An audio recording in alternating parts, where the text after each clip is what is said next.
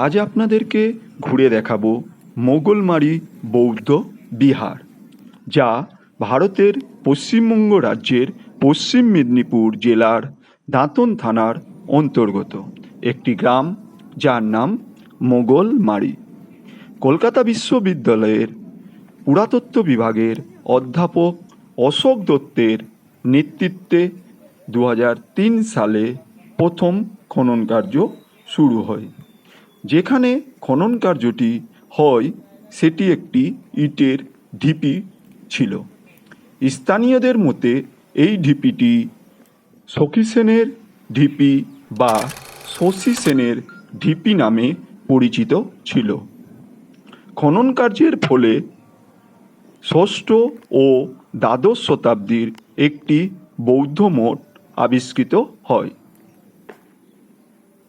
খনন কার্যের প্রথম পর্যায়ে বিভিন্ন রকম সামগ্রী পাওয়া যায়।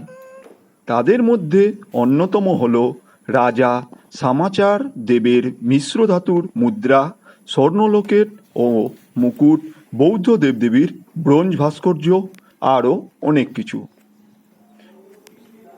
খননের সময় পাওয়া কিছু কিছু সামগ্রী এই মোগলমারি মিউজিয়ামে সংরক্ষিত করে রাখা হয়েছে এবং কিছু কিছু সামগ্রীর ছবি করে রাখা হয়েছে।